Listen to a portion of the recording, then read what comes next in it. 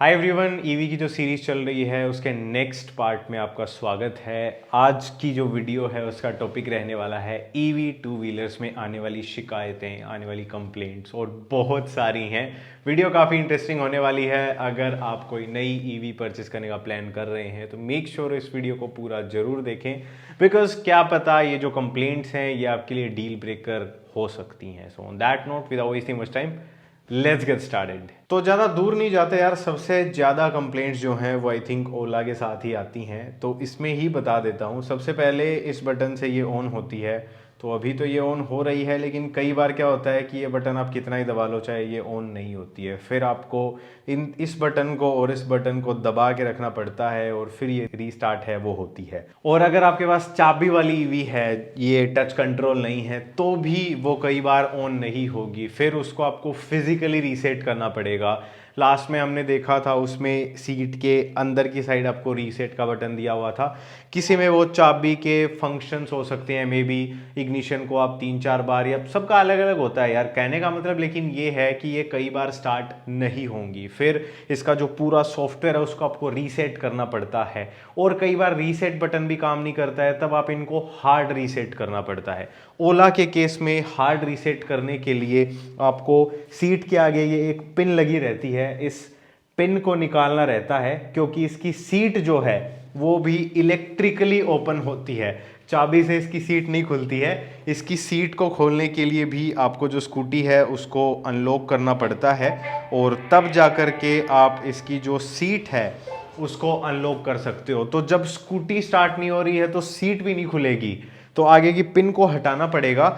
उसके बाद में जो स्टोरेज है उसमें आपको यहाँ पर ये एक कंपार्टमेंट है छोटा सा, ये देखने को मिलने वाला है, और इसके नीचे अंदर की साइड आपको ये जो वायर है ये एक सॉकेट देखने को मिलेगा, और आपको इस सॉकेट को हटाना पड़ेगा। फिर 1-2 मिनट के बाद आप इस सॉकेट को फिर से लगाएंगे, तब जाकर के आपकी जो स्कूटी है वो हार्ड रीसेट हो जाएगी। वैसे 1 साल के एक्सपीरियंस में मैंने ये काम सिर्फ एक बार ही किया है, लेकिन वही बात है ना, ये तो चलो घर पे ही हो गई थी। अगर बीच रास्ते में ऐसे हो जाए और फिर आप ये पिन हटा करके सीट को हटा रहे हो, फिर वो रीसेट बटन दबा रहे हो, या फिर जो आपका कपलर है, सॉकेट है, उसको डिस्कनेक्ट कर रहे हो, तो थोड़ा सा हम मिडिल क्लास लोग थोड़ा इज्जत पर भी तो ले लेते हैं ना इस चीज़ को, तो ये एक कंसर्न है वो हो सकता है। उसके बाद में दूसरी जो आपको दिक्कत आएगी वो आएगी इसकी बैटरी कैपेसिटी को लेकर के। होगा क्या, जैसे जैसे ईवी आपकी पुरानी होती जाएगी वैसे वैसे, लेट्स सपोज अगर नई ईवी 100 किलोमीटर चल रही है फुल चार्ज पे, आपके चार्जिंग जो भी आपका रूटीन है, चलाने का तरीका है, उसके हिसाब से तो वो 1-2 साल बाद क्या पता 90 किलोमीटर ही चले, क्या पता 80 किलोमीटर ही चले। बेसिकली होता क्या है, ओवर द टाइम जो सेल्स हैं वो अपनी कैपेसिटी है उसको लूज करते हैं। अब वैसे ये बहुत ही ग्रेजुअली होनी चाहिए प्रोसेस, और 3-4 साल या 5 साल या फिर एक सर्टेन किलोमीटर तक आपको ज़्यादा दिक्कत है वो आनी भी नहीं चाहिए। लेकिन कंपनीज जो हैं वो जब कॉस्ट कटिंग कर देती हैं, या इंजीनियरिंग है वो प्रॉपर तरीके से नहीं होती है, सॉफ्टवेयर जो है, फर्मवेयर जो है वो प्रॉपर तरीके से डिज़ाइन नहीं होता है, तब ये दिक्कत देखने को मिलती है। या फिर जो बैटरी का सेल है उसमें मैन्युफैक्चरिंग डिफेक्ट आ जाता है, तब ये देखने को मिलता है कि 2-3 महीने पुरानी स्कूटी है वही 50-60 किलोमीटर चल रही है जिसको 100 किलोमीटर चलना चाहिए। तो ये भी काफ़ी लोग शिकायत कर रहे हैं कि मेरी स्कूटी है वो पूरी रेंज है वो नहीं दे रही है। और उसके बाद नेक्स्ट जो शिकायत आती है वो आती है बैटरी ओवर हीट होकर के स्कूटी का बंद हो जाना, 30% से सीधा 0% पर आ जाएगी।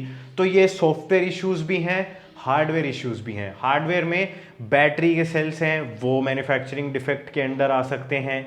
आपका बैटरी मैनेजमेंट सिस्टम है उसमें मॉइस्चर जाकर के वो उसको शॉर्ट सर्किट कर सकता है। वायरिंग में मॉइस्चर जाकर के वायरिंग खराब हो सकती है। मोटर में पानी जाने की वजह से मोटर खराब हो सकती है। खास करके जो हब मोटर्स हैं वो अगर प्रॉपरली सील्ड नहीं की गई हैं कंपनी से तो उनमें दिक्कत आ सकती है। और आपकी जो परफॉर्मेंस स्कूटीज़ हैं, जो कि जैसे फॉर एग्जांपल ओला है, तो इसमें मोटर है वो बेल्ट ड्रिवन है, मतलब मोटर से जो पावर है पीछे वाले व्हील तक वो बेल्ट से जाती है, तो इसमें बेल्ट टूटने का भी डर रहता है। एक बार इस स्कूटी की भी बेल्ट है वो टूट चुकी है। और वो वाली जो मोटर्स हैं, पानी जाने का रिस्क उसमें भी हो सकता है, उसके बेरिंग्स हैं उनमें आवाज़ आ सकती है। तो इस टाइप की काफ़ी सारी जो कंप्लेंट्स हैं हार्डवेयर और सॉफ्टवेयर रिलेटेड, वो आपको ईवी जो टू व्हीलर्स हैं उनमें देखने को मिलेंगी ही मिलेंगी। लेकिन यहाँ पर जो स्टोरी है वो ख़त्म नहीं होती है। अब हुआ क्या है, इलेक्ट्रिक व्हीकल में कोई ज़्यादा इंजीनियरिंग करने की ज़रूरत नहीं पड़ रही है, क्योंकि लगभग हर चीज़ आप चाइना से सोर्स कर सकते हो या फिर आप परचेज कर सकते हो, क्योंकि डेडिकेटेड कंपनीज हैं, बैटरीज के लिए डेडिकेटेड कंपनीज हैं, मोटर के लिए डेडिकेटेड कंपनीज हैं। तो उन्होंने अपने सॉफ्टवेयर पहले से डेवलप कर रखे हैं, आपको खाली उनका लाइसेंस लेना है, एक बॉडी और आपको पूरा स्ट्रक्चर चाहिए, and there you have it, आपकी जो ईवी है वो हो जाती है तैयार। लेकिन ऐसी जो ईवीज हैं और इवन जो ये बड़े बड़े नाम हैं ओला जैसे, इनमें भी ये लोग क्या करते हैं, जो ओवरऑल मटेरियल है स्कूटर का उसको थोड़ा सा चीप क्वालिटी का यूज़ कर लेते हैं, उसमें थोड़ी सी कॉस्ट कटिंग कर लेते हैं। अब जैसे जो जेन्युइन ओला थी उसमें आगे वाला वो सिंगल साइडेड व्हील दिया था, उसकी वजह से प्रॉब्लम्स आ रही थी, उसकी शॉकर की जो ऑयल सील्स हैं वो लीक हो रही थी, उसका जो हब है जो कॉन्सेट है उसमें भी दिक्कत आ रही थी, पीछे की सस्पेंशन में भी कुछ इश्यूज थे। फिर जेन 2 में इन्होंने नॉर्मल कन्वेंशनल जो सस्पेंशन है वो दे दी, तो आगे वाली में फिर भी वो ऑयल सील की दिक्कत थी, लेकिन पीछे वाली तो टूटने ही लग गई थी। मतलब जो सस्पेंशन है पीछे की वो लिटरली आपका जो ये स्टोरेज बॉक्स है इसमें से बाहर आ रही थी, तो फिर ओला ने वो भी फिक्स किया था। तो होता क्या है कि ये प्रॉपर टेस्टिंग नहीं करते हैं, या फिर जो भी है, इसमें ज़्यादा डिटेल में नहीं जाते, कंट्रोवर्शियल हो जाएगा। लेकिन बात यह है कि इनमें हैं क्वालिटी इश्यूज अभी भी। और एक और मेजर कंप्लेंट जो है वो है इसके नेचर की वजह से। अब बिकॉज ईवी है तो ये साइलेंट है, इसमें ना साइलेंसर की आवाज़ है ना इंजन की मैकेनिकल नॉइज है, तो ये एकदम शांत चलती है। तो होता क्या है कि छोटी सी भी प्लास्टिक की जो रैटलिंग है या स्क्रीचिंग नॉइज है ना वो सुनाई देती है हमें, छोटी सी भी टक टक खटखट है वो भी चुभती है। रीजन बीइंग कि और कोई साउंड नहीं है उस साउंड को कंपनसेट करने के लिए। तो बहुत सारे ईवी ओनर्स का ये भी कहना है कि इसके जो पैनल गैप्स हैं उनमें से आवाज़ आती है, पैनल्स में से आवाज़ आती है, रैटलिंग नॉइज आती है।